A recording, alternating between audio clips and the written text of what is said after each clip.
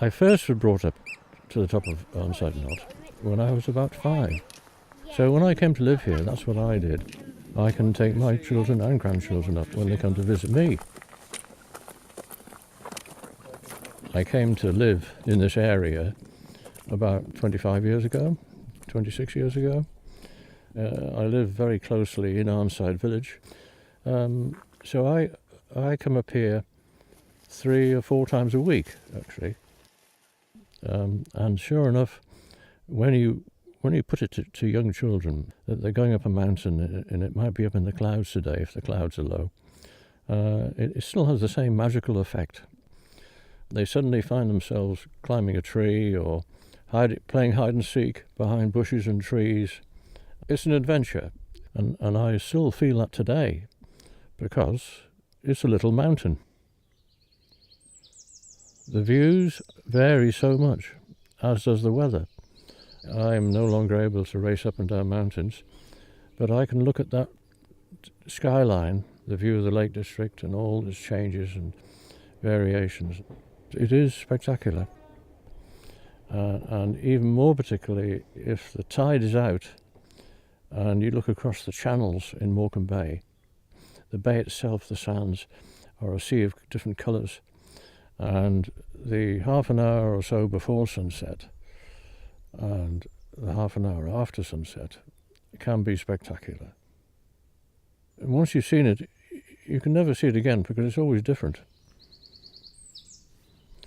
It's very interesting as to which is my favourite season.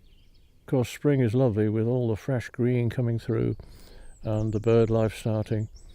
But the flowers that you do see are all living on very, very poor, thin soil on top of the limestone.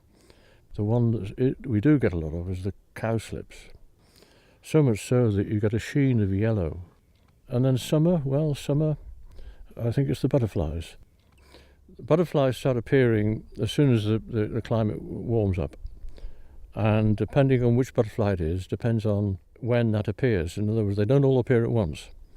And also, there's a couple of locations where the big wood ant has its nest. And you see their trackways when they're leading maybe 50 yards to a tree to go up the tree to get their food. They are quite fascinating. One of the other animals that you can see if you quietly go around these woods is the roe deer. They are a very rare sight. There's also the cows. There's only half a dozen of these animals. I call them rough cattle because they exist on very, very, very poor grass. Once I started coming to the knot, I soon realised there's a network of paths going through the woods, going right round the knot. It isn't just going up a hill. And I think that's rather the charming aspects of Arnside Knott. People seem to walk in all sorts of directions, but that means it's easy to get lost. There are many people who come here and they reminisce. Or they say that I was told to come up here by a relative. And I remember one evening I was quietly sitting on a bench and there was a couple coming along and they hadn't seen me. And when they got to the viewpoint, he immediately got down on one knee and proposed, obviously.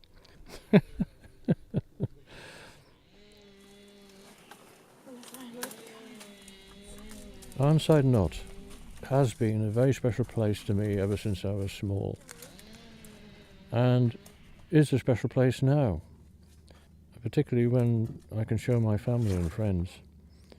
But I also know that because it's a protected landscape, it always will be a special place and is there for many, many future generations to enjoy.